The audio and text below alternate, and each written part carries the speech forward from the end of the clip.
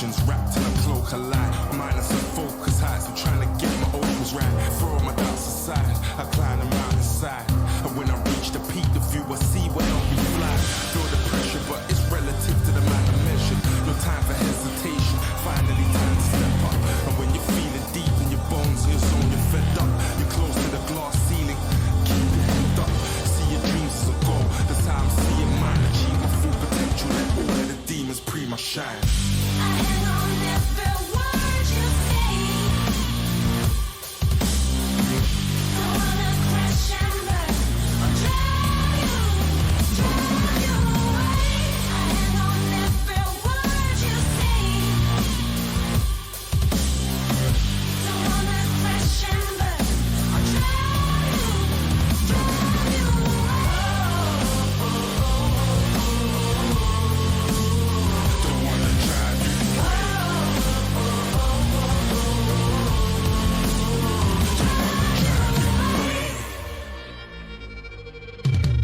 Yes, we work the blueprint. My philosophy is more than some long talking. It's embodied in the movement. Stepping the gears up, leaving them stuck in the rear. What? I move at a million miles an hour. The power is through with the fearless. The gems are serious. I handle my business imperious. Yo, I'm a fireman, some flames for all the deleterious. Sent from the most high and anointed with oils various. To come bring is scariest. Emotion stoic, I'm airing them. Now it's time to roll. I chant the Gideon's chant and keep the most high close to my heart and then I go. I hang on every word you say. Don't wanna crash and burn or drive you away. I hang on every word you say. Don't wanna crash and burn or drive you away. Don't wanna drive you. Don't wanna drive you.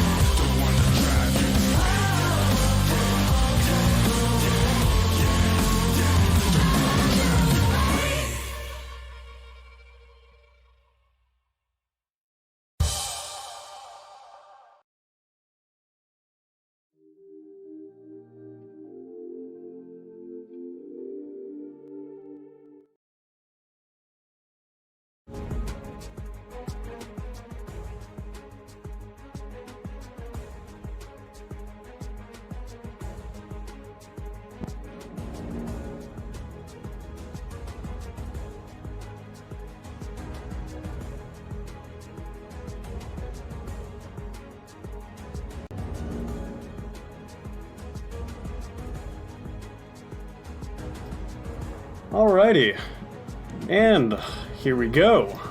If I can get everything set up here, welcome. Actually, is this gonna update for me? That's not.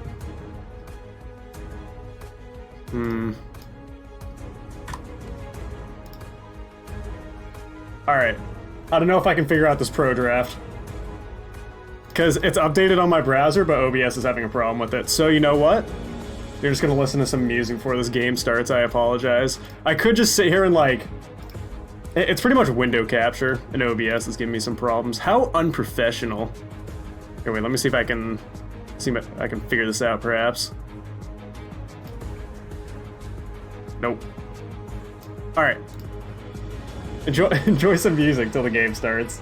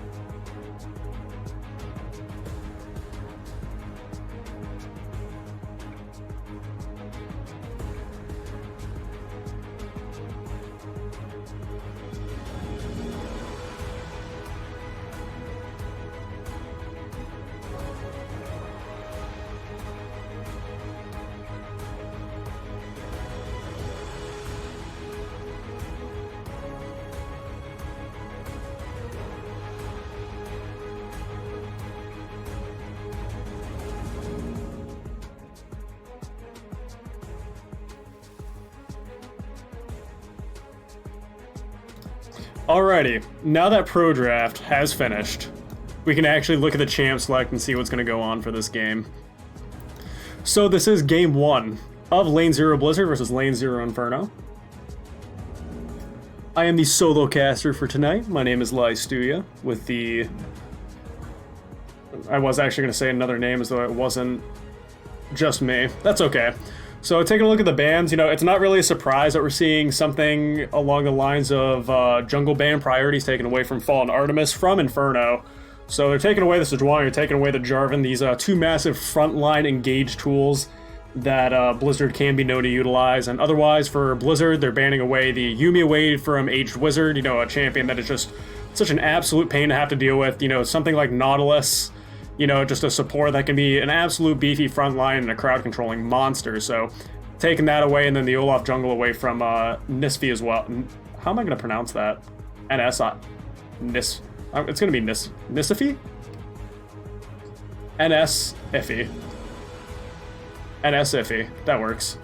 So Revnon actually gets his infamous Darius pick up in the top lane. So that's actually going to be pretty interesting to see. It's going to be against Region Pride's Renekton. So a very aggressive matchup already here in the top lane, and both junglers also, or I can't even say being locked in as well, I guess they are going in order. So it is going to be the Xin Zhao for Fallen Artemis on Blizzard, and going against, I feel so bad I can't pronounce this guy's name properly, NS-iffy is going to be on the jungle Gragas, and otherwise in the mid lane, it's going to be Bangkok on some Mordekaiser against Oatmeal Napkins Nico.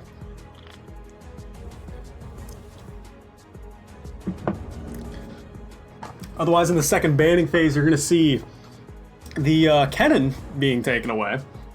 And again, because the picks are a little bit, you know, the picks were done in a different way in Pro Draft, so it's a little bit weird. It's kind of hard to analyze this, because obviously, you know, with Gragas jungle being picked, you're not going to ban away Vi, you know what I mean? So it's a little bit confusing to look at it from this perspective, but more than likely, you know, taking away the Kennen top away from Region Pride, you know, very annoying range top laner that's able to harass, you know, any melee top laner. So with Lane 0 Inferno potentially having the idea of wanting to play Darius, they don't want to have to go against the Kennen in that respect. Indigo hovering Teemo because he's a comedian. But otherwise, it's actually going to be an Ezreal Lucian lane, which actually makes me so excited, with Ezreal and Lucian being two of my favorite AD carries in the entire game. So Ezreal Morgana, relatively safe lane. Having the Morgana binding does allow you to easily land your skill shots as Ezreal. Nice old WE combo can, you know, really make a little bit of a difference in the lane. But alternatively, you look on the other side, though, Lucian Thresh is also a very, very aggressive lane. And Aged Wizard, you know, they need to keep in mind the Morgana Blast Shield that's able to negate a lot of the crowd control that is going to come out of Inferno's team composition. You know, Darius pull, you got all the various crowd control that comes out of Gragas with his knockback, the slow from Q, as well as the ultimate with the explosive cask. And Nico obviously has her own crowd control, and Lucian's the only one, quite literally, that has no sort of crowd control. So I quite like how the composition actually looks from Inferno's side, but alternatively from Blizzard, you see like the top 3 picks for the top jungle in the mid lane. These are all picks that they're kind of doing their own thing. You would argue that things like Nico and Gragas that Inferno has, they're more for setting up for the DPS that will come out from, I mean, all of them in general.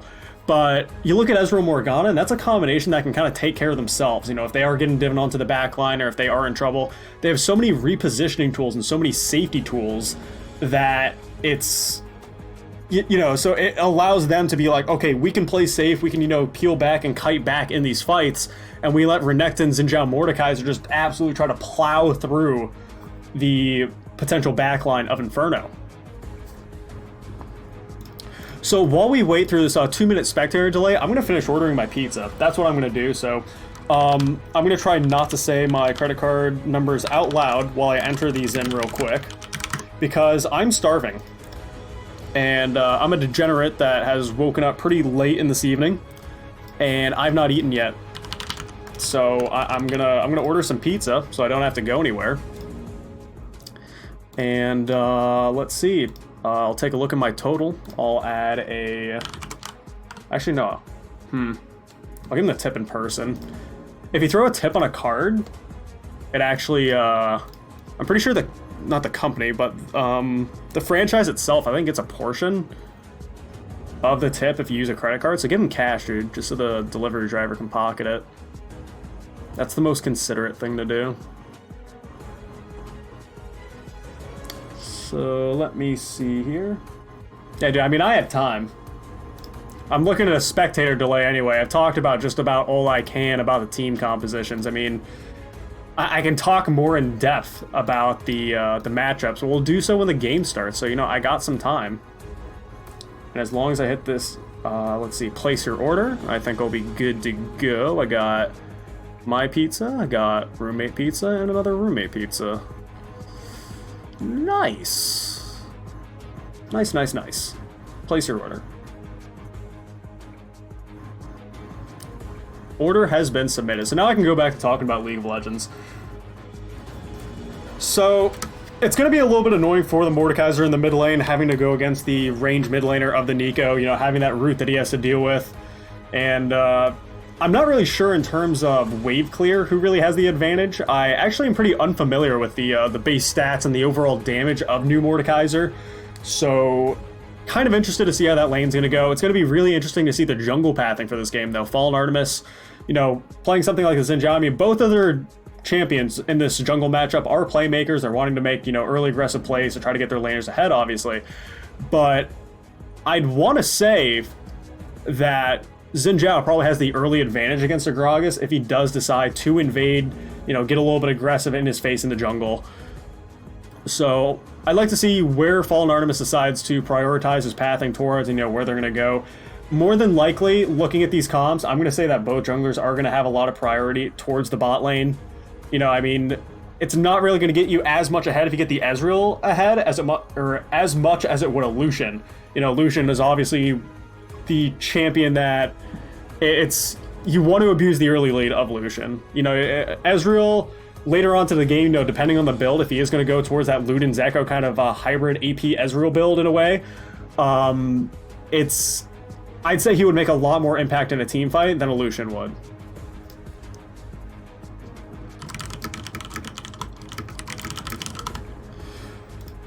So otherwise, we're going to be getting into game here. This is going to be game one of Lane 0, both the teams of Blizzard and Inferno.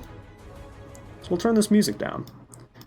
And let's see, let me set up some stuff here. Let me make sure that the sound is a little bit up here. And we're going to disable the chat. And that's about all we need, really. I'm going to throw this over to my other monitor just to make sure that's all good. But this game's, what's going on here? Is it... Oh, there it goes. Okay. Very nice.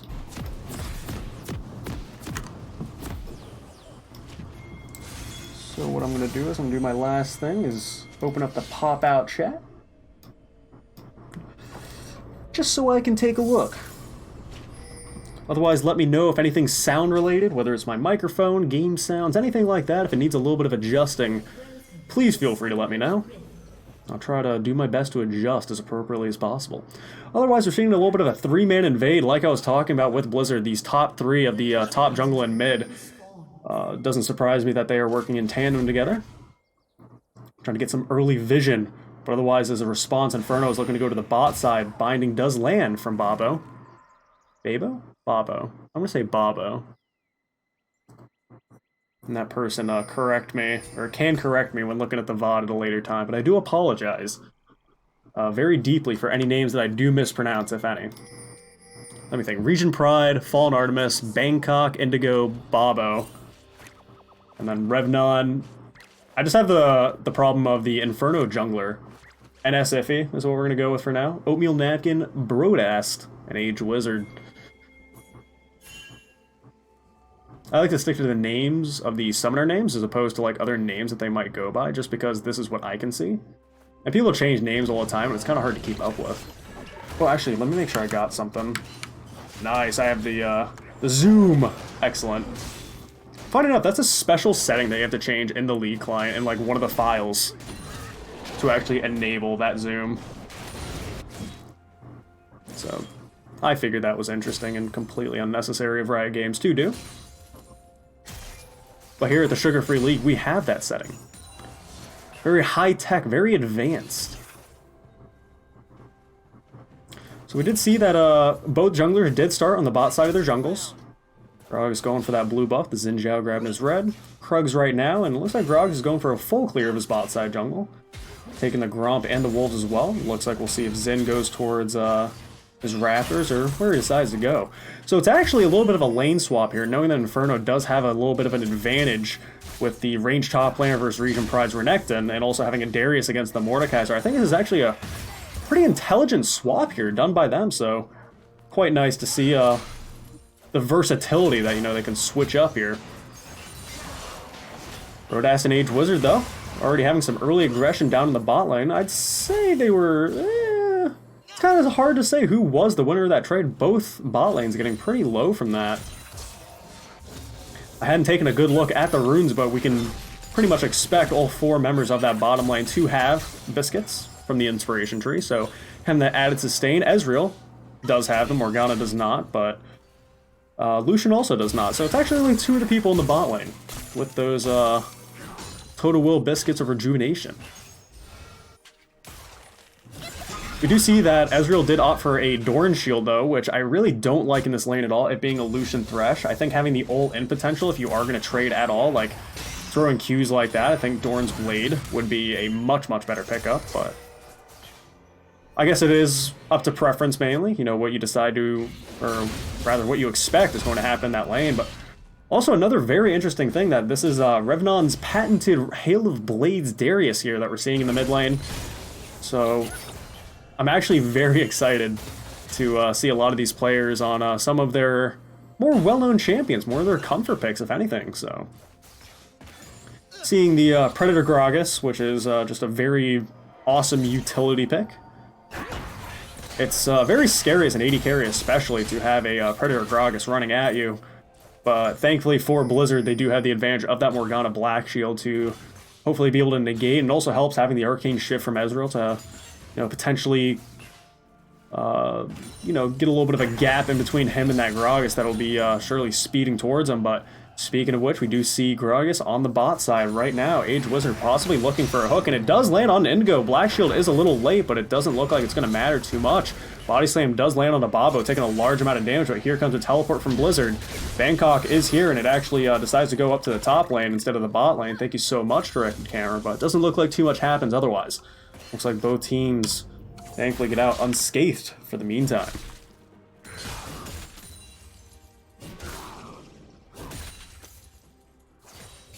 Otherwise, farm is just about even everywhere except for the bot lane. 36 CS on the Lucian compared to 26 from Indigo. Body Slam does land on Indigo. Black Shield a little late yet again, but it does block the damage from that Gragas Q. Xin Zhao is here to respond though, knowing that there is a little bit of attention being paid to the Blizzard's bot lane. Revnon does get pulled back there, taking a good amount of damage from that turret as well. Look at the Hail of Blades attack speed helping out there, but Fallen Artemis is here. Not quite going to get in range to be able to make something happen. Do see Ezreal did back though, so Indigo using his teleport to get back to lane, but doesn't have the early sheen that we might expect, but having that early Tear of the Gods for early stacking as well, certainly going to help. The sooner you can get that Mirror Mana upgraded is just a very significant damage increase, and teleport coming in, actually Revnon might be in a little bit of trouble. Fallen Artemis sniffing it out, does manage to have Revnon flash away, teleport and flash being burned by Revnon there. Gragas is here to respond, but Fallen Artemis, very good gank there in the mid lane. You see that Xin Zhao already does have his Red Smite enchantment completed, so does help in a little bit of the duels that we may see going back and forth early, as we just saw there in the mid lane. Almost made the difference. You know, getting Revnon quite low, but close but no cigar, as some would say. Am I able to move the names, like, in here? Oh my goodness, I am! I've never had to do that, so that's cool.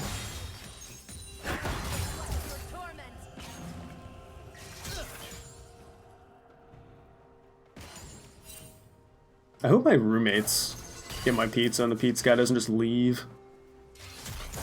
It'd be sad.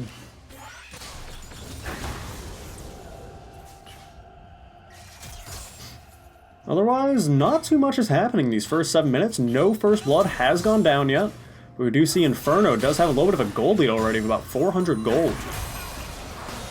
Brodas going a little bit aggressive here. Press the attack does get procced, but yet again, Ezreal and Morgana are going to disengage from that as fast as they can. 60 CS to 45 on the Ezreal right now, so being able to utilize that aggressive picks, or those aggressive picks, I should say, excuse me, this Lucian Thresh down to the bot lane. And I'm actually pretty impressed with Age Wizard being able to land some of these hooks before Babo is able to respond with the Black Shield, so kudos to him for, making some of those plays happen. It has made a little bit of a difference. Otherwise, though, in terms of builds go, we're seeing Brodas going for that Blade of the Ruhr King first with that early purchase of the Vampiric Scepter. Not quite able to finish off that Bilgewater Cutlass, but definitely has a lot more damage on him right now than the Ezreal is just working with a tier. So up until we see Indigo finish off that 1050 gold, he's sitting at about 860 right now. But once he finishes off that Sheen, they'll definitely have a little bit more of a chance when it comes to skirmishing with this Inferno bot lane. Otherwise, not too many interesting item purchases. We're seeing the Chilling Smite, the Blue Smite, on Gragas as of right now. Revnon, though, seeing if he can catch out Bangkok, protect that Vision Ward. But keep in mind, if you Mordekaiser rolled someone, your jungler can't help. There's going to be 2 junglers here for this fight. Massive shield on this Mordekaiser right now, but Xin doing a huge amount of damage, but the bot lane of Inferno is here. Otherwise, that could have definitely went their way. The calling does come out, but very good cancel by Fallen Artemis there. Morgana Binding does land, but not too much else is happening. Both teams are going to look to disengage. Oh, I love that. I don't even know what Zenalt was called. Crescent Guard to cancel the calling from Lucian was actually very well done. How instinctive that was, so very cool, Fallen Artemis. Very cool stuff. Otherwise, though, it is nice to see that Nisfi has actually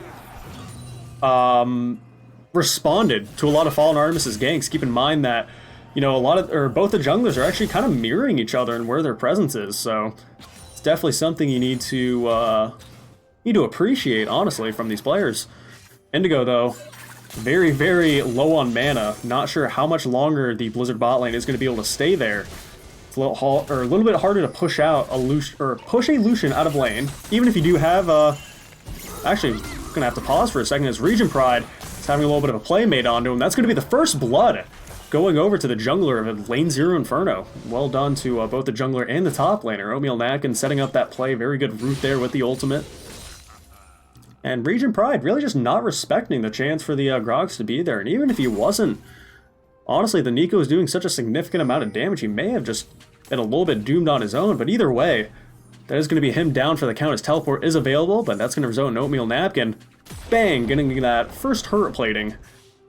Inferno right now having 15,000 gold to about 13.5 that Blizzard's sitting on. First dragon of the game is going to be that Cloud Dragon, so I'd probably be interested to see more than likely with the advantage that Inferno's bot lane has right now. And again, I'll finish the thought that I was going to have was that poking out a Lucian Thresh is a little bit harder when the Lucian already has that early lifesteal. So even if you are landing a few Qs on him, and as we see right now that Sheen was finished on the Ezreal, so Indigo gonna have a little bit of an increase in damage, it's still gonna be a little bit hard to go toe-to-toe with him, especially not having an Ignite as well. It really lowers that kill presence with the heal on the Morgana, but Bangkok ults Revnon's gonna be a little bit of a 1v1. Fallen Artemis is here, but so is Age Wizard and Nisfi. He's going to stand under his tower for safety. The explosive cast is going to go a little bit wide. Does manage to land a knockup. It's going to be the second kill going over to Grogs out of 3 men are trying to die for Fallen Artemis. Binding does land. Bobo going to be able to pick up that kill, and Fallen Artemis living from the Darius bleed rather, thanks to Triumph. Very good plays on both sides though. I really could have gone either way, and it kind of went for a little bit of both of them, but probably more so in Inferno's favor. They are able to pick up this Cloud Dragon.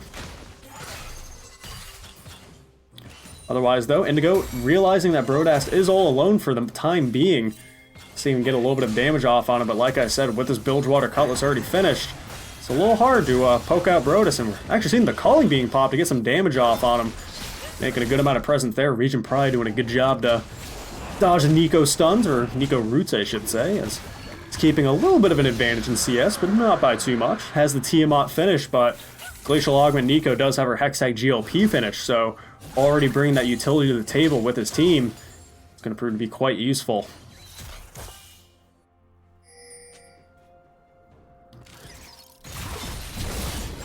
Otherwise, though, the Rylai's Scepter has been finished. And actually, Regent Pride going for a kill on Oatmeal Napkin, having to flash away. Gator's not going to be chasing today. Very close call there for Oatmeal Napkin, but Regent Pride is just going to be able to take advantage of this low in health Nico. Just try to catch up on some farm a little bit of what she has. Otherwise, though, Lucian does have his Blade of the Ruin King gold. Rather, he's sitting on it, so when he does back, which he is right now, very good flash forward from Regent Pride there. And he's going to be able to take down Oatmeal Napkin, and that Triumph heal is going to keep him alive. Knowing that Nico's flash was down, took advantage of it, and now seeing some action here in the mid lane. Death Sentence does land on the Fallen Armor as flays forward, and Revnon does get a lot of stacks onto the Xin Zhao, but it's not quite going to get in range to finish off with the Noxian Guillotine. And Inferno is going to disengage from what might have been a couple kills if they were able to get that, but Nisfi isn't quite done to give up yet. Predator is coming in, but the Black Shield is going to be able to negate any of the crowd control. Or is it? Hook comes out, and Age Wizard is going to be a 1v1 with Ewan Mordekaiser. And I think I know who wins that battle. It's going to be Bangkok picking up his first kill of the game. Looking at kills, though, it's a fairly even game, but Inferno is still sitting on that 1k gold lead.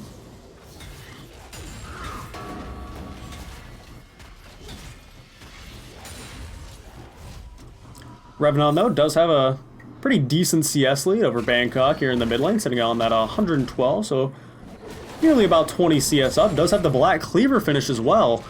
Having that armor shred is certainly going to help, especially in those little skirmishes that we've been seeing here in the mid lane with this Darius. Might make the difference. Otherwise, though, a lot of damage being finished off on a Grog is having that Runic Echoes finish, as well as those Sork Shoes having that magic penetration. Otherwise, though, Indigo decided to opt to finish the Iceborne Gauntlet. A little bit more of a defensive purchase here as opposed to finishing off that Manamune first. But having that defensive armor versus Lucian is going to prove to be pretty useful there. True Shot Barrage does go a little bit wide. Box does get thrown down by Age Wizard. The Culling is getting thrown out as well. But no kills are going to go down. Death Sentence goes a little bit wide. Piercing Light isn't going to be able to pick off any damage either. So these trades in the bot lane again, just about all around the map, we're just seeing aggression, aggression, aggression. Here's Fallen Artemis here up on the top side, realizing that is indeed a Nico clone as he's going for that Vision Ward. Indigo and Babo clearing out some vision of their own, but Fallen Artemis is in a little bit of a situation. The Predator does get popped in the Explosive Cask, knocks him back towards Revnon. Very low, and that's going to be the third kill going over to the Jungler of Inferno. Definitely going to give them the advantage working towards Rift Herald now. Bangkok and Regent Pride don't really have any incentive, any reason to want to try to contest this. It's simply numbers game that they're at a disadvantage of. Blade of the Ruin King has been finished for Brodast, as well as the Berserker Greaves for that extra attack speed, so really going to be able to dish out a good amount of damage already 15 minutes into the game, but there goes Rift Herald to the side of Inferno. Oatmeal Napkin is picking that up to maybe see if they can get that first tower up on the top side. Kills are dead even, but again, Inferno still has that gold advantage. We'll see what they can do with it. Ooh, Essence Flux almost popping there, off on Brodast. Again, keep in mind when it comes to pure 2v2 skirmishes, Age Wizard almost getting a very juicy death sentence off on Indigo, but he was Black Shielded, so I think he was more than likely safe.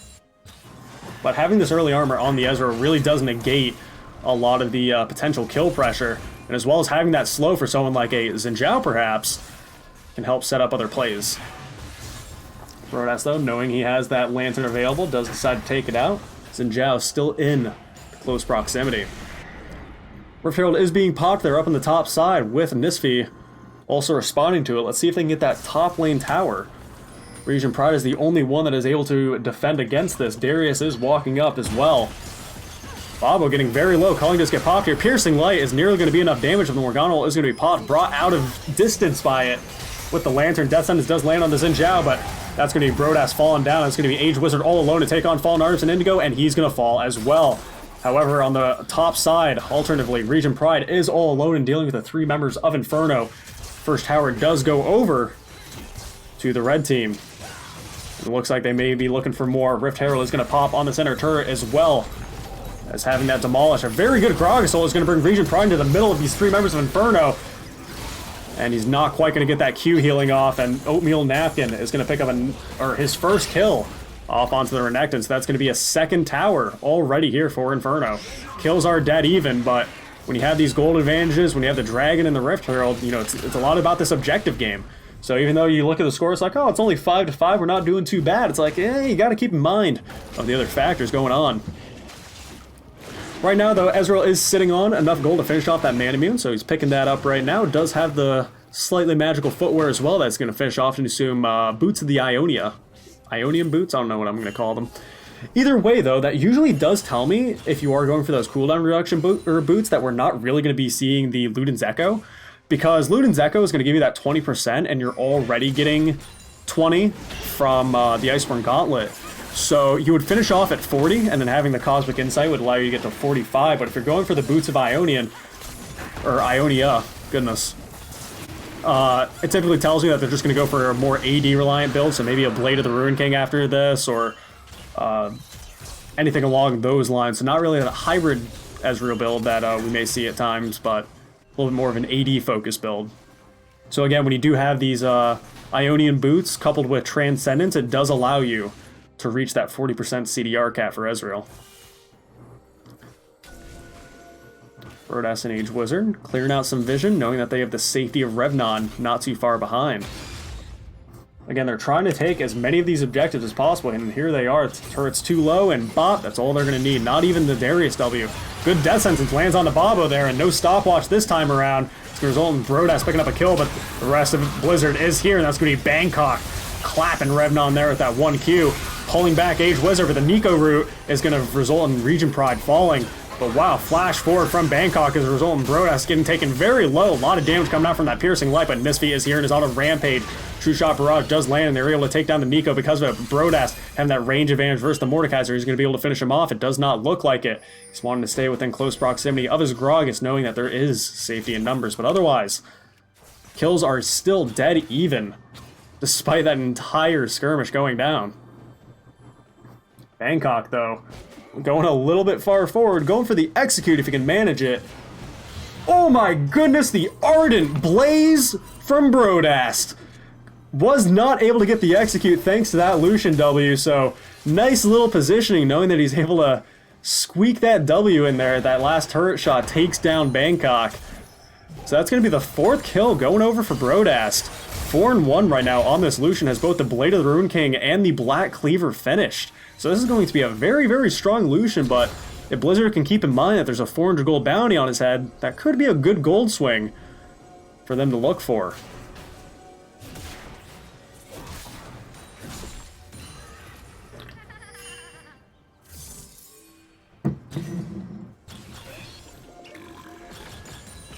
Yeah, why does it say hi? Wait. Huh? Okay. Never mind. I'm seeing things, it seems. Alrighty though, we did see that Blizzard was able to pick up the bot lane tower, but now 5 members of Inferno are looking to siege up this mid lane outer turret. A Death Sentence does land on the Bangkok as well as a Flay, but Age Wizard getting pulled in on his own as well. Nico Root does land, and that's going to be a Noxian Guillotine coming out from Revnon, and the Nico Root is going to stun up 2 of the members of Blizzard. The Culling does come out, and Indigo is the last one alive, and the Piercing Light is going to take him out, and none of the members of Inferno are going to fall. That's going to be a triple kill for Revnon on this Halo Blades Darius, and they are looking to take as much as they can get from this, not only the mid lane outer, but the mid lane inner, and they may even look for the inhib turret as well. I don't even know if they have the time to get the inhib. They actually might, with 15 seconds on these death times, and Region Pride is the only one available. Gets slowed down by the Gragas, and that is going to be the mid lane inhib taken away from Blizzard. An explosive and amazing play coming out from Inferno there. That was just, not only was it just so very well done and just well executed, but man, they got so much out of that. You know, going from sieging the mid lane outer turret to instantly taking mid inhib, that's an acceleration if I've ever seen it. Very well done by them, and the gold lead only continues to expand. 39,000 to 33 right now, sitting on about a 6k gold lead. Feels pretty good. Otherwise, though, the second slow item of the Ghosties has been finished for Oatmeal Napkin to further utilize that Glacial Augment, and otherwise, the Gragas is getting a little bit tanky. You know, even though he did go for that Runic Echoes and Stork Shoes build, gets a little bit of health and mana under his belt with that Righteous Glory. Speaking of which, though, that speed is going to be able to dodge that Morgana binding and takes out that Black Shield with no effort at all. Nico Root is going to land in that Q, is going to result in Oatmeal Napkin picking up another kill. Twin Ghosties are in pursuit of Fallen Artemis. That's going to be him getting caught out. Is he going to even pop the Crescent Guard? Doesn't even look like he has an opportunity to, and he falls to Nico. That's going to be the 15th kill of the game for Inferno, and Bangkok and Brodas are going to be going a little bit back and forth. Pull doesn't quite land. Not going to be a 1v1 today, not going to be taken to the Shadow Realm, but it is past 20 minutes, and Inferno have a Baron to take. Poor Blizzard is having to worry about the mid lane being flooded in with super minions. Region Pride is on the bot side with no teleport available, is having to match up to Revnon that does have his teleport available. Dragon is coming up soon as well, but having both the Cloud and the Ocean right now, I can only anticipate with the amount of control that Inferno has, that it's going to be just their third Dragon.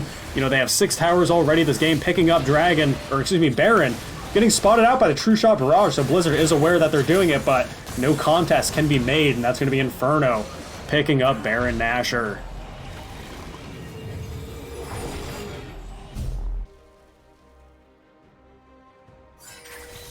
Otherwise, looking at the items right now, as I did anticipate with Indigo, going for that Blade of the Ruin King does have the recurve bow finish, which is a little bit strange, considering I would certainly value a little bit of lifesteal for some survivability from the Bilgewater Cutlass, rather than the recurve bow, and we know that he's not going to be going for the Hextech Revolver, otherwise you'd...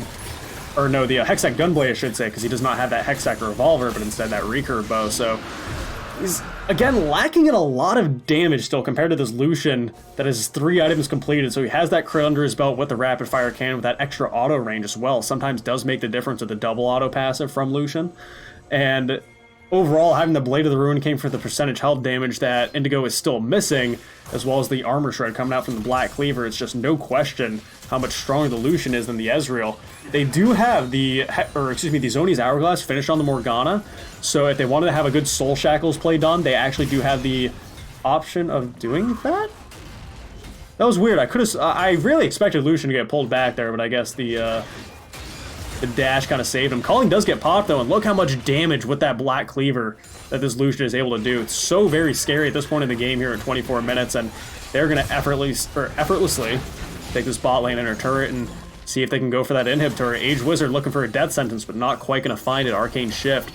It's going to keep Indigo just in the right amount of safety, but otherwise the Baron minions, it is so hard for Blizzard to be able to defend against this unless they get a good pill on the Age Wizard. True Shot Barrage does come out, but no one is taking a lot of damage. Age Wizard was taken to the Shadow Realm, so True Shot Barrage is going to hit him, but it doesn't matter with Bangkok taking that kill. Fallen Artemis is in there, and he does have the Crescent Guard, but Nox and Guillotine is going to be able to get 2 kills. Is he going to be able to see 3? Not quite, but he's looking for Indigo, he's looking for Bangkok, and he's such a very tanky Darius right now, but Brodas seeing he can find the kills of his own. Rather, does manage to get the dash in, but Oatmeal Napkin isn't even having to participate in these fights for them to go Inferno's way so strongly. Teleport is coming out from a full hit point Darius, and they're going to get that Nico root. Bangkok is going to go down, and Indigo is the only remaining member of Blizzard here. Oatmeal Napkin, see if he can find him while he's in his base. Doesn't hit the root, but does get the slow from the explosive cask, or rather the Q from Grogs. I don't know what that's called, but it doesn't matter what it's called when you have the first game victory for Lane 0 Inferno. Wait for it. Victory music. So, well done. Let me update the scores and such, but that is going to be the victory for Lane 0 Inferno, as I said. If we want to take a look at some of the statistics of this game, rather, we'll take a look at the damage, and Ezreal, actually, Indigo doing the most damage out of anyone in the game, despite being so very far behind. I'm going to close this. Region Pride, definitely lacking in a lot of damage. He wasn't really able to participate in a lot of the points of this game, and otherwise, you know, it doesn't really surprise me that Brodas very fed on this Lucian, and even Revnon was picking up some damage there, at least with his Noxian Guillotine and some of those layer skirmishes. And Oatmeal Napkin, despite going the Glacial Augment build, so it's a little bit more of a utility Nico build, still topping the damage charts. So we'll make the supports feel good. We'll take a look at the vision score, and Age Wizard popping off with that 65 with a total of 30 wards placed.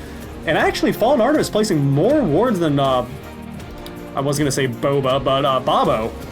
So a good amount of vision coming up from the jungler of Lane 0 Blizzard, but obviously it was not enough. The first game is going to go to Inferno, so we're going to take it to a couple minute break. We're going to give my voice a little bit of a rest as we get Game 2 of Lane 0 Blizzard and Inferno set up. Don't go anywhere.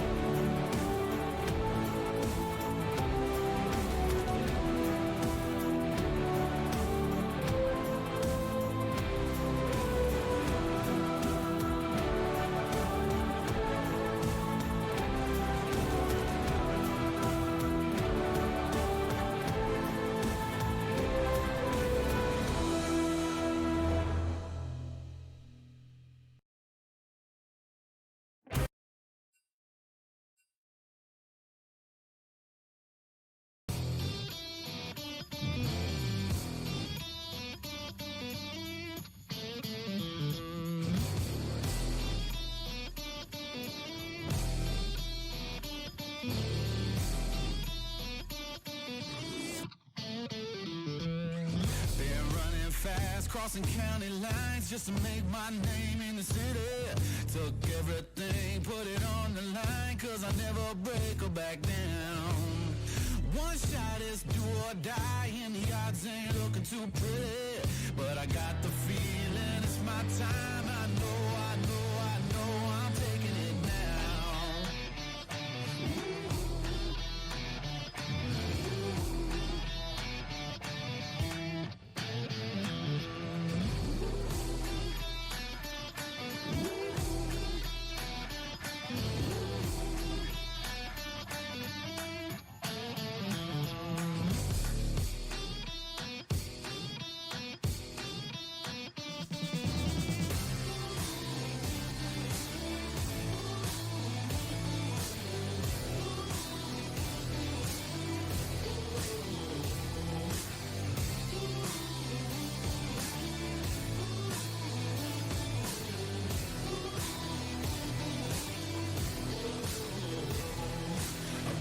Price of blood, sweat, and tears, and I never looked for salvation. I worked for this for all these years, and I wouldn't break or back down. No. I fought through all my fears and all of my frustrations. I see the light is getting clear. I know I'm taking it now.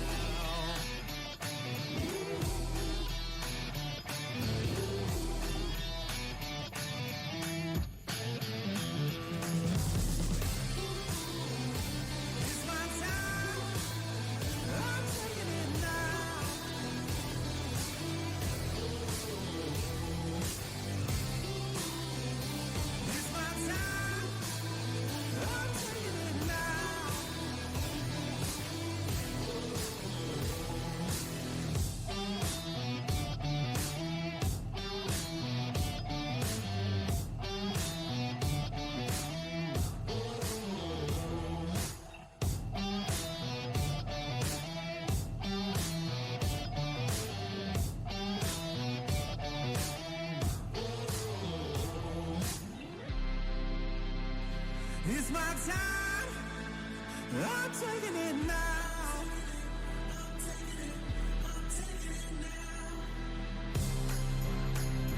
It's my time, I'm taking it now.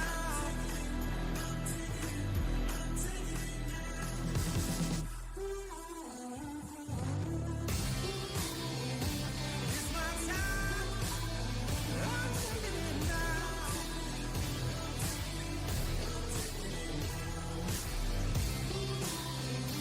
It's my time, I'm taking it now. Whoa.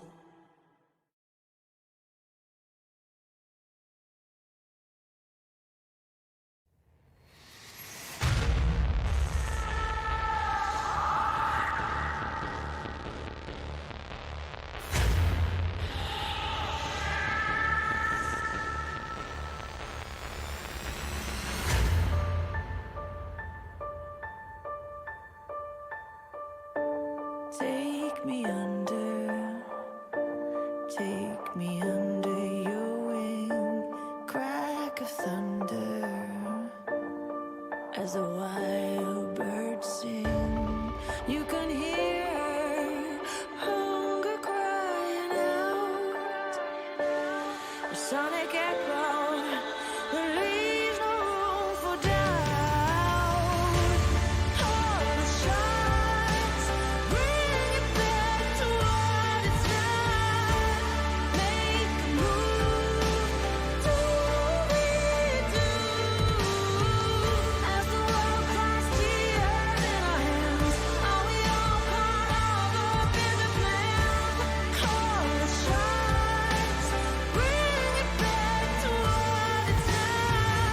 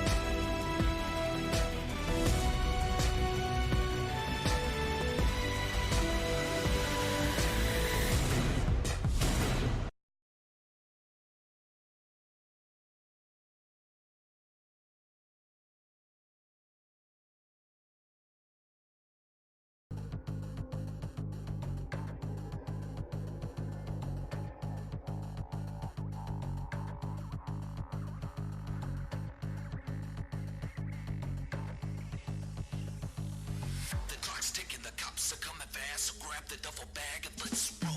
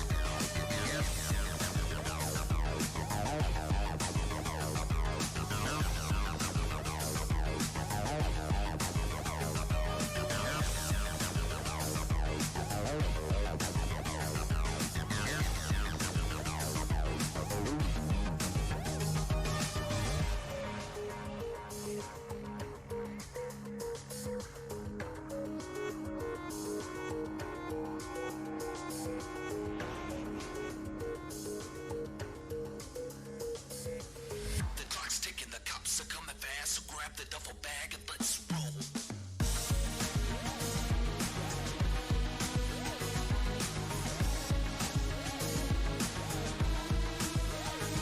Let's roll. Let's roll.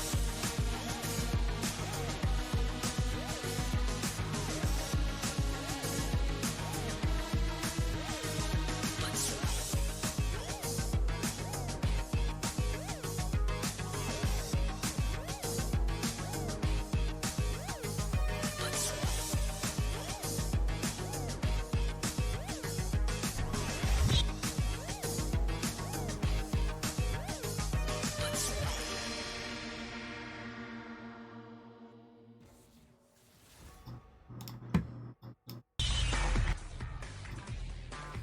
Alright.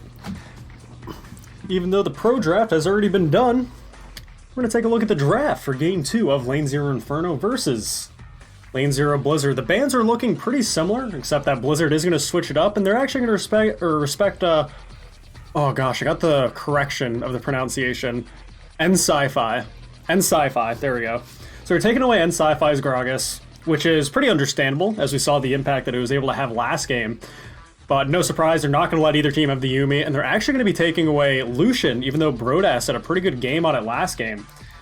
So they're just not wanting to run it, and they're not wanting Indigo to have it either. So otherwise, we're seeing... I'm going to take a guess and say that all these picks are in the order of the actual roles, because, like I said, it's already been done. So it looks like it's going to be Mordekaiser and Karma up in the top lane. So a little bit of an annoying lane for Mordekaiser, I would imagine, if it is going to be... could be a couple other things. It could be the Glacial Augment Karma with the utilizing of Hextech GLP and even maybe a Twin Shadows. Sometimes you see it, sometimes you don't. Or if it's just going to be a completely tank Karma, you know, Iceborne Gauntlet, Spirit Visage, things of that nature. Or it could be a completely full AP Karma. Don't know what it's going to be yet, but otherwise in the jungle, it's going to be Fallen Artemis on Nunu. And it's going to be against N-Sci-Fi's Vi. N-Sci-Fi Vi, check that out. Otherwise, in the mid lane, we've got Oatmeal Napkin on Xerath, knowing that Xerath has actually recently gotten a pretty significant buff with the cast, or the increased range of his ultimate ability, and to respond to that, looks like Bangkok is going to be playing that Kassadin. Looking at the second ban phase, or not wanting to have Oatmeal Napkin on Nico. Wait. Yeah, Yeah. Okay, making sure. So yeah, Oatmeal Napkin is going to be able to pick up Nico, so I think that's probably why they actually decided to lean towards that Xerath, even though, you know, whether or not it was in their plans exactly. But Indigo actually picking up the Draven, which is pretty surprising. I think the last time I had mentioned when I'd casted my last SFL game, I think the only Draven that I had really seen was Josh on Free Tyler 1. So, Brodas, Twisted Fate? Twisted Fate Vel'Koz? Hold on a second. Am I getting pranked? I want to see it locked in first. No way. Alright, so... Inferno going with a little bit of a strange pick that I definitely can say without a doubt. I have not seen a Twisted Fate AD carry in Sugar Free League. So, it'll be... Wait. Oh no, they're swapping? Why would you swap when they did Pro Draft already? Alright, so this makes a bit more sense having Xerath Vel'Koz in a lane. I think that's a lot more understandable. Yeah, for a second I thought, I was like, wait, am I going to see like an attack speed TF here or some sort of weird shit? But it's not going to be that. So it's going to be the Xerath and the Vel'Koz down in the bot lane, more than likely both abusing the Arcane Comet just to really, you know, have the obnoxious long range to deal with the Draven Soraka. And I don't want to say so until I actually see it go to Spectator, or the Spectator delay, because sometimes it does mess up with summoner spells, but it does look like Indigo is going to opt for that cleanse, which is probably pretty smart, considering I know that QSS is able to cleanse Mordekaiser ult, but I don't know if the cleanse summoner spell is able to, so I'd be interested to see in that interaction. I know it's going to be able to cleanse the Twisted Fate gold card and Brodass Xerath stun, so I think it's useful for even that, and Babo yet again is going to take heal.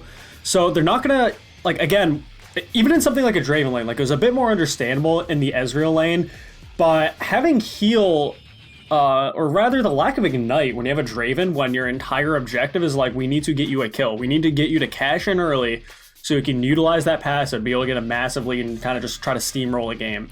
So it's very defensive summoner spells from the bot lane of Blizzard. Otherwise, though, I think the Kassadin pick versus Twisted Fate is actually pretty good in favor of Bangkok. I like the Nunu pick rather than the Vi pick. I'd be interested to see what Sci-Fi can actually do with the Vi pick and how much they can actually utilize the Twisted Fate, not Realm Warp, Destiny is what I'm thinking of, from the Twisted Fate, so they can see, or I really want to see if Oatmeal Napkin's actually able to utilize his global presence advantage to help out his side lanes. So to be able to get Revnon ahead, knowing that he's actually more than likely going to be under the siege of Region Pride on Karma. Like, any melee into the range of Karma is going to be an absolute nightmare, so I really want to see where Sci-Fi decides to actually prioritize, because really, I'm usually keen to, when a good idea would be to prioritize your presence bot lane. So I think the only time you're actually going to see Vi in the bot lane is if it's with the Twisted Fate. I don't think it's going to be... Because I think if Indigo and Babo are able to play safe enough, and again, knowing that they have both cleanse and heal, it's going to be a little hard to kill them early on. Yeah, they're going to have to deal with the obnoxious poke of the Xerath and the Vel'Koz constantly. So I don't think Draven is exactly going to be on low on health, depending on how Babo is able to...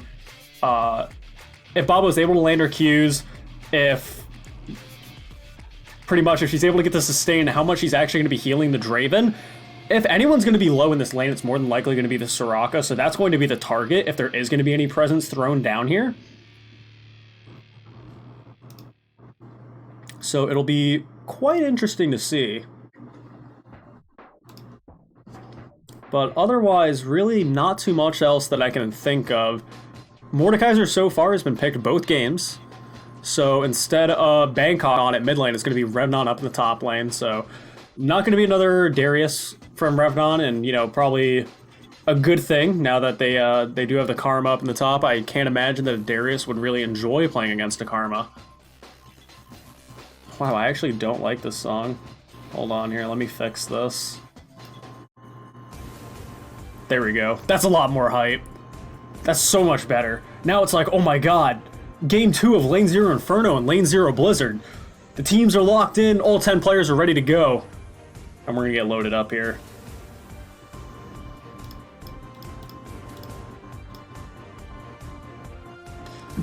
If you want to take a look at the mastery points, you can't see Region Pride's or no, yeah, he's the only one. Actually, you can see it. There we go. So, if people are interested in that, there's that. So let me pause my other music. We're no longer in Champ Select. We're in game of Game 2 in the Civil War series.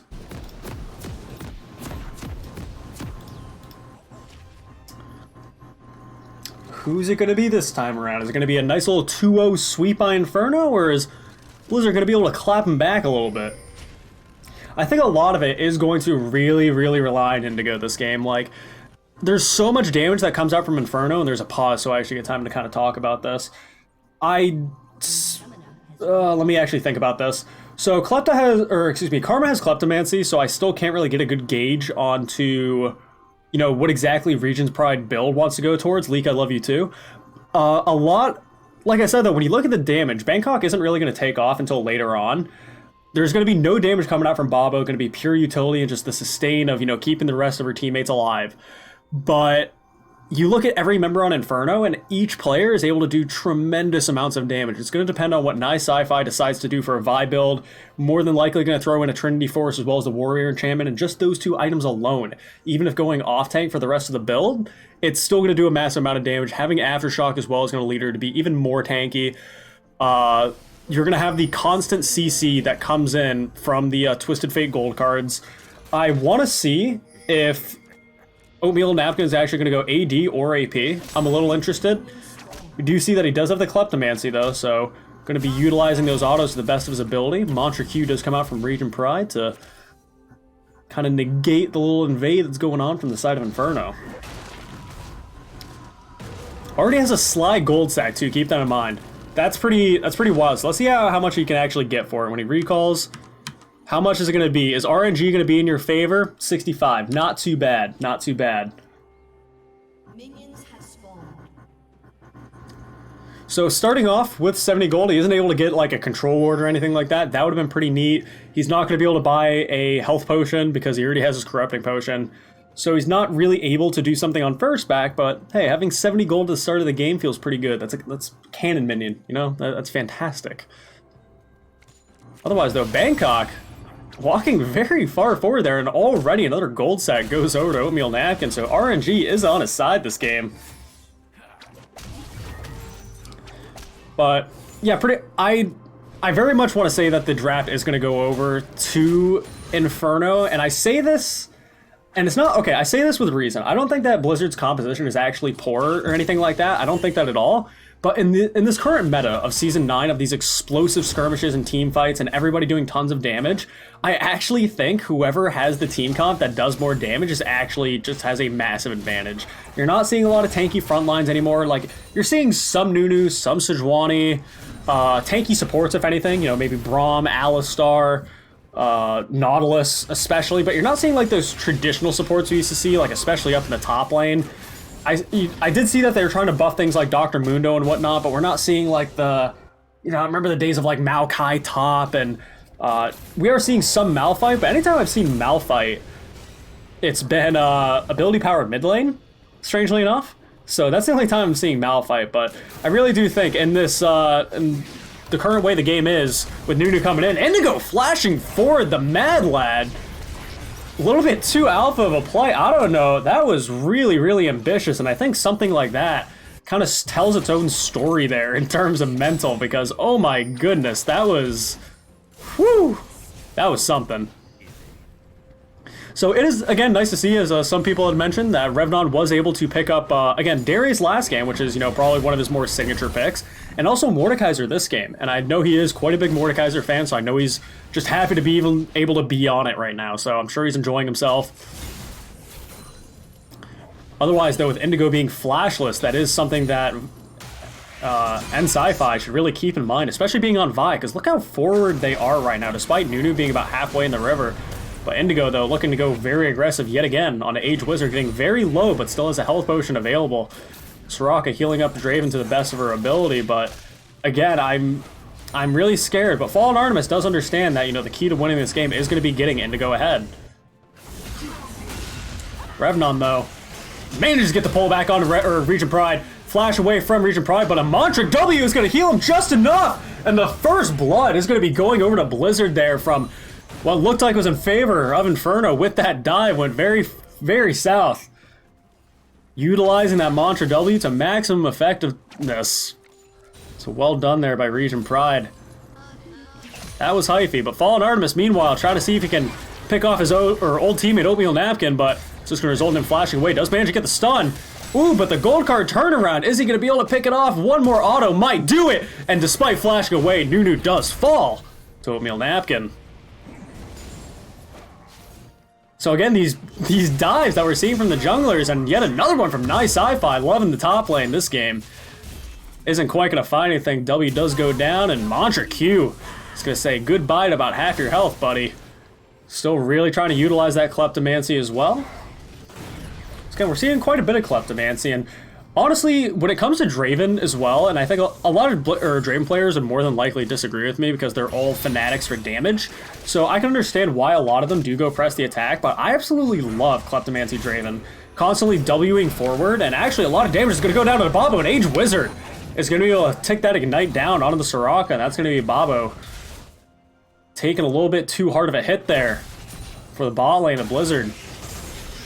But yeah, I was just going to pretty much mention that with Kleptomancy, you're able to constantly spam W, and I'm yet again going to be interrupted by Bangkok this time around, though. Teleporting in on Kassadin, no mana is going to be left. Does manage to get the knock up on an Indigo, but one empowered W from Bangkok is going to result in that tentacle falling down. So very good teleport presence there by Bangkok, despite being a tier of the goddess Kassadin, providing some presence already. And it does look like it's going to be an ADTF from Oatmeal Napkin. Does have the Phage already. And again, quite a bit of gold. You know, 2,300 to Kassadin. Like, Kassadin picked up a kill, keep in mind, and he still only has 1,900 gold, but Twisted Fate is 2,300, so there's that Kleptomancy coming into play. Score is dead even in kills, but keep in mind of the gold. Again, 500 gold in favor, but an early Infernal Dragon for Blizzard. It's going to feel pretty good when you have things like the Draven and the Kassadin. So it's going to make a little bit of a difference, even though it might not right now. Later on in that game, you're going to feel it if you are Inferno.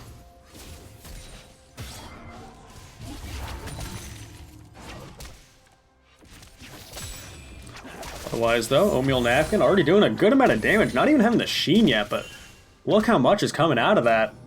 Actually, let me take a look. Is he maxing E first? No, he's so still going with the Q max. I wasn't sure just because that stacked deck did so much damage. I thought he might have actually been starting to max E first, which I wouldn't really be surprised on something along the lines of attack damage Twisted Fate, but I don't play much of it at all, so I'm probably not the person to ask concerning that.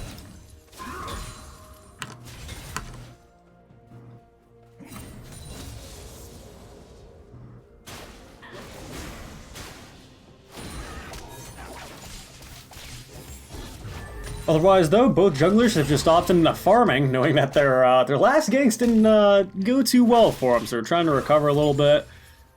Experience is just about even, but again, we're going to be seeing this Warrior Enchantment progression from the Vi as opposed to the Cinderhulk from Fallen Artemis. Both of the carries, though, down in the bot lane, do have their, what I would believe to be their core laning items finished with the Forbidden Idol on Brodast. Pretty much going to give him infinite mana for the duration of the laning phase. Indigo having a BF sword is a big, large amount of damage if they are able to actually get in there. Flash is available now for Draven if they want to really get in there. And Oatmeal Napkin walking right into a Nunu blind. I can't imagine you going anywhere, buddy. You may be able to stun up that Kassadin, but what more can you do when it's a 2v1? So there goes Oatmeal Napkin taking the hit. It's going to be his first death of the game. That's going to allow Bangkok to catch up on a little bit of CS.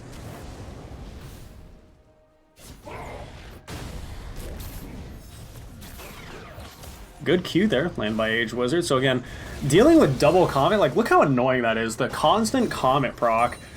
And again, the two members, like a Xerath, I love Xerath Vel'Koz. Like I'm looking at this lane, it's actually so obnoxious. Like I could even zoom out a little bit because the skills that they're hitting aren't, I can't even fit them on the screen, which is absolutely hilarious. So that kind of gives you an idea as to how this really feels for the bot lane of Blizzard right now. It's just not very fun at all. But despite going against two really heavy poke champions, Indigo isn't doing too bad in CS, being only down 10 CS in a Xerath Vel'Koz lane. I gotta give him props for that one. I can't imagine myself doing much better. But oh my god, that doesn't feel good. Life Form Disintegration Ray. Doesn't matter if you have Cleanse, buddy. That's gonna get taken down. Nisfi. Nisfi. Nice Sci-Fi. Almost having to take another turret shot there, getting rooted up by Karma Tether, but got just out in range in just enough time to be able to avoid falling down yet again. But this Vi has really been paying so much attention to this top side of the map that I mean, again, it's kind of with the intention that, okay, my Xerath and my Vel'Koz are constantly going to be pushing in. I really don't want to gank them if they're, you know, sitting under the enemy tower. So I understand that. But even if it's something along the lines of punishing a Kassadin, who now is post 6, so it's a little bit harder to do so, but when you have a gold card from Twisted Fate, and actually Death Realm is where Karma's being sent right now, but Revnot isn't quite going to be able to finish her off. Just a little bit too out of range, and that's going to be all she wrote when it comes to the range and top laner story. You know, being able to get in there for a second, but that's about it. Otherwise, though, a little bit of an interesting build path coming out from Region Pride here. We do see that he has the Chalice of Harmony working towards that Athene's Holy Grail, or Unholy Grail, I should say. But also having that Kindle Gem, giving them that not only extra health, but that very early CDR. So I want to see what he's actually going to turn that Kindle Gem into. If it's going to be a Spirit Visage, if it's going to be a Shurelya's, possibly. Could be a Shurelya's Reverie. Could be a lot of different things, so waiting to see what that's going to be, but otherwise, game's slowed down a little bit. You can tell the teams aren't wanting to go too hyphy. Tear of the Goddess was finished on Bangkok quite a while ago, but now he's also working on that Rod of Ages, but knock-up from Vel'Koz, but Bangkok is here to respond, and Brodas getting very slowed down, but flashing over that wall is going to avoid the Nunu Snowball, and there comes the Whirling Axes coming out from Draven, but not enough damage to result in anything. But the double Life Form Disintegration Ray coming out from Age Wizard isn't quite going to be able to pick up Indigo, but it does pick up Babo, and that's all they're really going to need to be able to make a push on this bot side.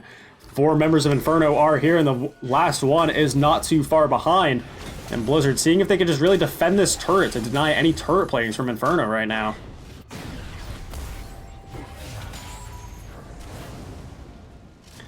But right now, instead of going for more, they're just going to opt for the dragon. So it's not going to be a juicy dragon as Blizzard had gotten with that Infernal, but they'll take an Ocean just to take it away from your opponents. Why not? Get some mana, get some health under your belt. What more could you ask for? It's quite funny, though, looking at the bot lane of Inferno, how similar the items are. Frostfang in replace for the Lost Chapter, I should say, not Forbidden Idol, but Lost Chapter for the Xerath. And you pretty much got the same build. Got the Blasting Wand and Amplifying Tome, you got the boots. That's interesting.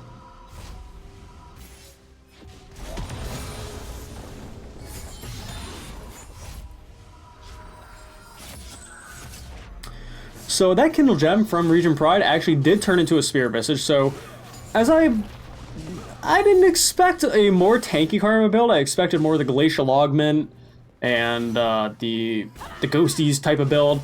So, because again, that still gives you ability power, that still gives you damage, you know what I mean?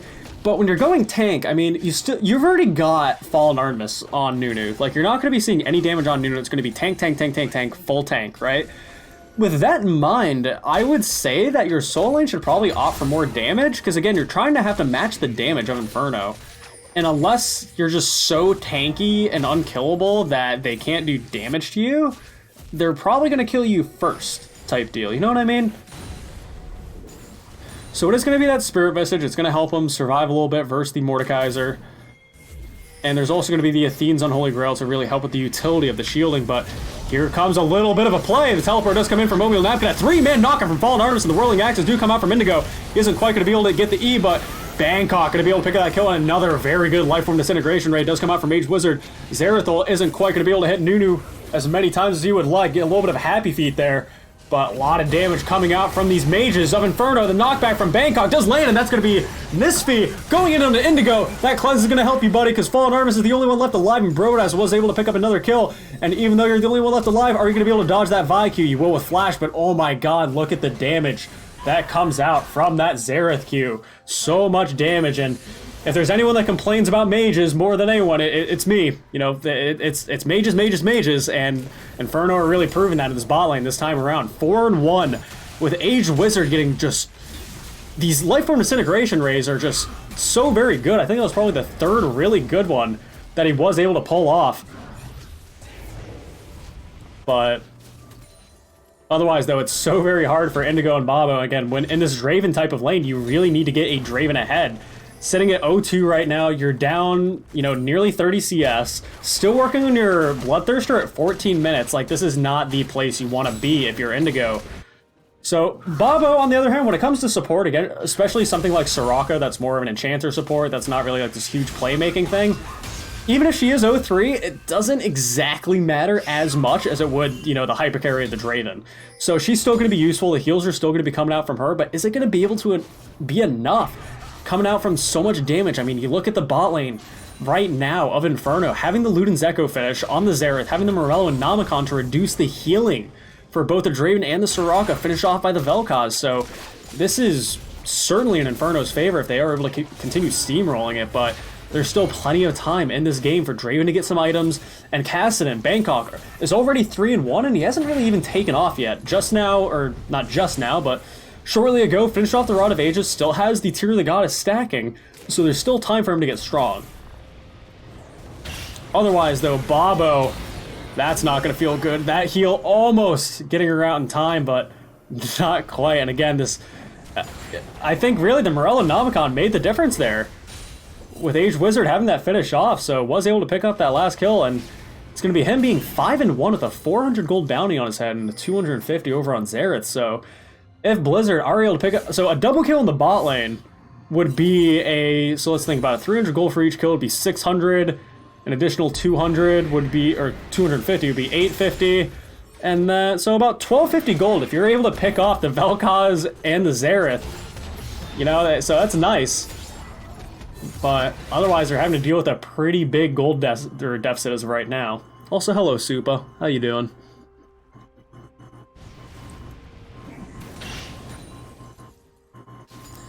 Otherwise, though, the game's going to slow down a little bit. 8-4 right now, 16 minutes into the game. Inferno is in the lead. They were able to pick up that first turret, and even though they only got the second dragon, Blizzard got the more useful one. They do have that Inferno that they're able to you know, really sit on and know that it's going to be helping them later on to the game. And there's going to be a second Infernal coming up right now. So if they're able to pick up 2 Infernals, despite being down this much gold and being, I'd say, fairly far behind, I think would be fair to say, 2 Infernals makes a little bit of a difference there when it comes to entire team fights. Destiny is being popped there by Oatmeal Napkin, but just getting some vision, wanting to take a look at where the members of Blizzard are for this Infernal Dragon. So getting a good amount of control right now. But with 5 members on it, doesn't look like that Blizzard's going to be able to contest it. And that's going to be the 3rd dragon going down. The 2nd for Inferno. Oh my goodness, the Whirling Axe is coming out from Indigo. Oh man, had to clutch my butthole for that one. That was a little bit close, but yeah, not too many, unless Blizzard just really become proactive out of nowhere in the way that this game and the previous one have been going. I can't really imagine that it would. But the only way they can get something going, you know, as Tooler may have said, you know, you got Nunu to, you know, be able to get the snowball in there, and then you can have the Glacial Storm? No. Absolute Zero to be able to start something, and then you got the Mantra E that could come in from Region Pride if they wanted to just, like, go forward. But 1 Q, oh my god, the damage coming out from both Brodast and Aged Wizard. I feel so bad for Indigo because I would be tilted out of my absolute mind. And I'm actually going to criticize him a little bit. I think in this lane where you're going against, again, not just 1, but 2 heavily poked mages, he was able to finish off his Bloodthirster just now, which is fantastic. But I think, I'm going to criticize, I don't think the press the attack was good because I don't think you're going to be able to get as far enough to get 3 autos in just to get the thing started to proc. And then alternatively, I also would have gone for Hex Drinker for the early magic resistance and the early magic shield, as well as probably Mercury Treads. And having that magic resistance altogether would probably give you enough defensive stats to be able to just completely no-brain run at Brodast and Aged Wizard with the Xerath Vel'Koz combination and then try to maybe get a kill. And even if not, if you can just run up to him and utilize something like Kleptomancy, I think that would be a lot better. But otherwise, and plus with the Bloodthirster, I mean, you have a Soraka, you know what I mean? So like the early heals, if you're worrying about early sustain, then you got the Soraka, man. You got the, like, it's so much healing and sustain that can come out from your support and that allows you to offer magic resistance instead. So I am gonna, like I said, I don't like to be critical of too many things, but AD carry I think I have enough knowledge about. I'm gonna be a bit critical about that. But otherwise, 3 members of Inferno are up on this top side, getting their 3rd turret of the game here. And really, Blizzard just has no idea what to do right now, feeling a little bit helpless. I just think the mages right now from Inferno are just too strong for anyone to deal with, because you look at the rest of the scores and everyone, you know, Oatmeal Napkin 1-2 and maybe 1-3. If Indigo, very good cleanse from the gold card, but a little bit of a tilted flash going for more. Flash versus Flash is going to result in Indigo going down. Oatmeal Napkin living. The Zerathol is almost going to be able to pick off Region Pride, but that magic resistance isn't going to be able to... Goodness, I can't even speak. Bangkok is here on the side as well, but Aged Wizard proving to do a lot of damage here. Stun does land onto Region Pride. Very well done by Brodas, being able to pick up that last kill there on the Soraka, so that's going to be Bobo falling down, and Bangkok and Region Pride being the only ones left alive. But he is able to pick up that Vel'Koz. Triumph does come in for the heal, but being taken to the Shadow Realm by Revnon is going to be able to give him some extra stats as they walk up to this top lane inner turret, and Region Pride, despite having that Spirit Visage, is having a little bit of tough time versus the Zerath and Mordekaiser right now. Not doing any damage either, and again, this is the problem that I was so very scared of, but maybe the heal will be enough. Destiny was popped, but I don't think it's going up top lane. And again, that Spirit Visage, the Mantra W, is proven to be pretty darn annoying to deal with, and here's Fallen Artemis. Maybe Indigo able to pick up his first kill of the game. There he goes. That cash-in's going to feel pretty good. And here's Region Pride trying to catch up Bodas. He doesn't quite have the Iceborne Gauntlet just yet, but may still get caught out. The Mantra E forward is going to result in Indigo, who's already been thirsty enough to see if he can catch up. New Snowball is coming in. The Karma speed up is getting him closer, but that stun from Brodas going to be able to shut that down. Nice Sci-Fi is here on the top side as well. But otherwise, this is such a rough game for Blizzard. It's so very hard to watch, and it's making me sad, but Fallen Artemis seeing if you can make something happen a little bit, but not quite, just disengaging, seeing if they can clear out vision, and that's all they need to do. Using the Mantra E to mobilize themselves to the best of their ability. Indigo seeing if you can pick up this red. But yeah, I really do think that this Soraka pick was pretty hard punished. It's... Again, if you're sitting on the back line, like ideally as a Soraka, you're wanting to stay as far back as possible. You're like, okay, I can try to stay out of range of Mordekaiser, I can try to stay out of range of Vi, I can even maybe stay out of range of the Twisted Fate. But what are you going to do with Zerath and Vel'Koz skill shots flying at you with, 20 to 30, almost 40% CDR, flying at you from every single direction? Like, what are you going to do, right? But... Again, as mentioned as well, Inferno does have a lot more tools to use to engage. They do have Revnon's pullback, they have Vi to be able to ult, and Twisted Fate gold cards. And here's the pullback from Oatmeal Napkin. Very good heal from that Bobo coming out there. Is able to keep Bangkok alive. And another extra W is going to be just enough, but... Ooh, that's going to be a stun up from Twisted Fate. We just talked about staying out of range of him, and that's going to get easily punished there. So Brodast picking up another kill. 505 on the Zerath right now. Still has a 500 gold bounty on his head. That's 800 gold over to Blizzard. They can pick off that kill. But fourth dragon of the game is up. The third Infernal of the whole game. And right now, with it being 14-7, a good amount of control is in favor of Inferno's hands. And it looks like they're going to be able to take that second Infernal with hardly any contest at all. So now that Indigo does have his Bloodthirster finished, it is nice. So if he does, he is going to continue getting hit with skill shots, because when you have so many flying at you, it's hard not to. But he's going to have that sustain from the Bloodthirster, so that's really going to help him. But again, still no magic resistance, which is very scary at this point in time. So opting for the Kirshi Shard really isn't the best option, but Bangkok picking up a kill on the Aged Wizard right there. Very good engaged by the Nunu there. Mantra E is coming forward to see if they can pick off any more. There's a 5v4 in favor of Blizzard right now if they can get something going. Good slow by Bangkok. Might be able to get Brodas if they can pick it off, but stun from Oatmeal Napkin is going to allow them to kite back a little bit. Nice Sci-Fi. Very, very squishy, but he does get the kill on the Bangkok, and Revnon's here. And guess what? Fallen Artemis is looking very low, and there's going to be nice Sci-Fi. Boom! Assault and Battery is going to take a punch right to the face.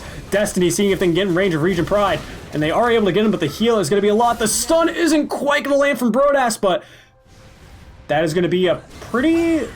considering it was... Well, the respawn timers have already... been expired. There's already people back up on Inferno, so I can't exactly tell the exact results, despite 3 members of Blizzard still being down while Inferno is starting up this Baron right now, so there is no vision on it. Blizzard can anticipate that they are on it, but they aren't to know for sure until it goes down in about 3, 2, 1, 3k health. That's all it's really going to need. No contest. Region Pride sniffing it out, seeing if he can get some vision, but not going to be enough. That pullback from Revnon almost landing. Gold card does land in the Zerathol. Is going to see if they can actually take this guy down. But again, with the Spirit Visage and the Mercury Treads, that's, pretty hard. And actually, Athene's Unholy Grail also gives magic resistance, so had he not had all that, Region Pride would definitely be a corpse on the ground right now. So good itemization there And also having, as I said, that Athene's Unholy Grail finish is going to allow him to have more utility. So it's not only going to be the Soraka bringing out these heals for Blizzard, but it's also going to be Karma. So anyone that she's shielding is going to be able to utilize that heal that comes out from the Athenes. And I love to see Bangkok on Cassidy. Actually, this game, I've loved to see the ease that he's had and trying to get picks. You know, like that slow is actually quite devastating. And right now, he's starting to get pretty strong. He does have the Seraph's Embrace finish as well as a fully stacked Rod of Ages and starting to work on that Lich Bane. So the longer the game goes, Inferno, might have to start sweating a little bit, knowing that there's finally a carry on Blizzard that's actually starting to ramp up a little bit. Indigo starting to get some items, but he's still significantly far behind. So he, again, does have a little bit of crit under his belt with this Brawler's Glove, has the Kyrsis Shard as well, so I'm not sure if he's going for, more than likely going to be a Rapid Fire Cannon, if I did have to guess. I don't think it's going to be a Static Shiv or even a Storm Razor, but we'll take a look at what he decides to prioritize, and look at the damage. Even Nunu is a full tank. He's Mercury Shreds and working on a Spirit Visage of his own is getting so much damage right to the face from the Mages of Inferno.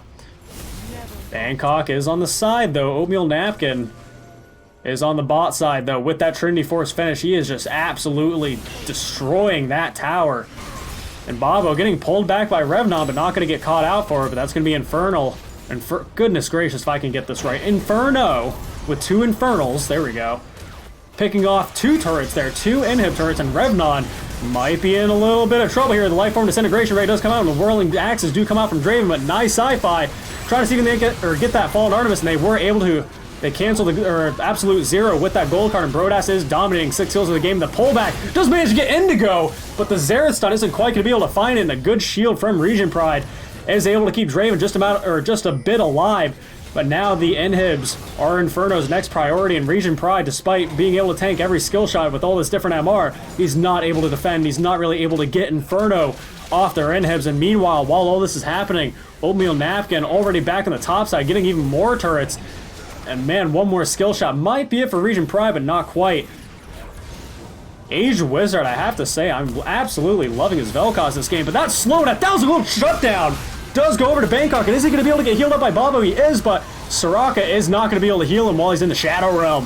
Revnon, though, getting slowed down by Fallen Artemis, and Indigo finally doing some damage, and there we go, another good cash in for Indigo.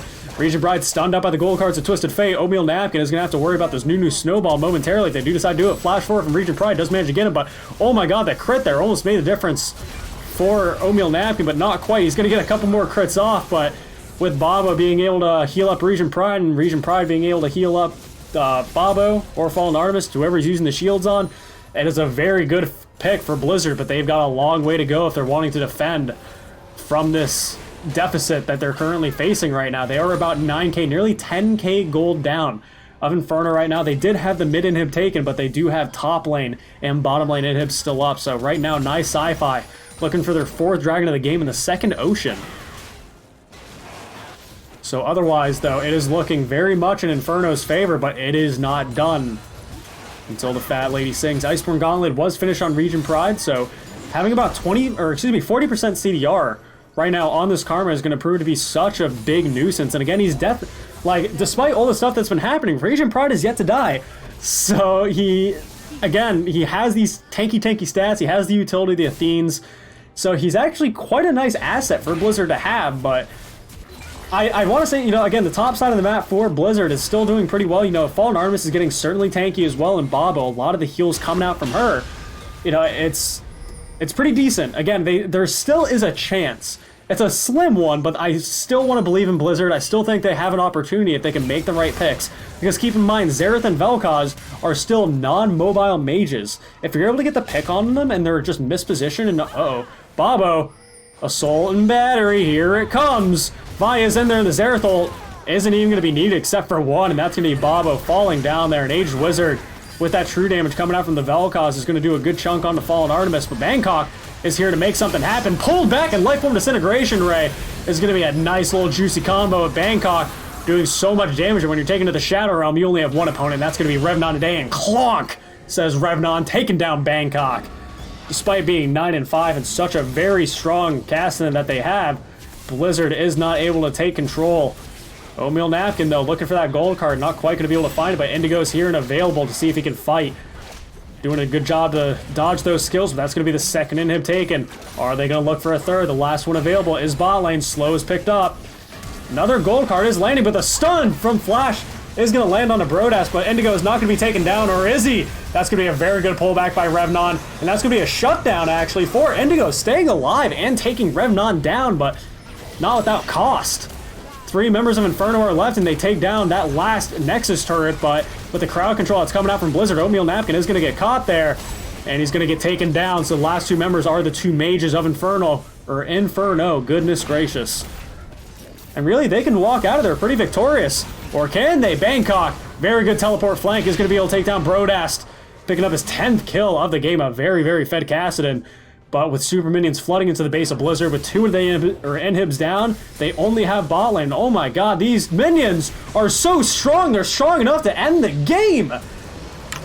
Enough so to bring Inferno to a 2-0 victory versus Blizzard, their sister team, taking them down in a pretty dominating fashion.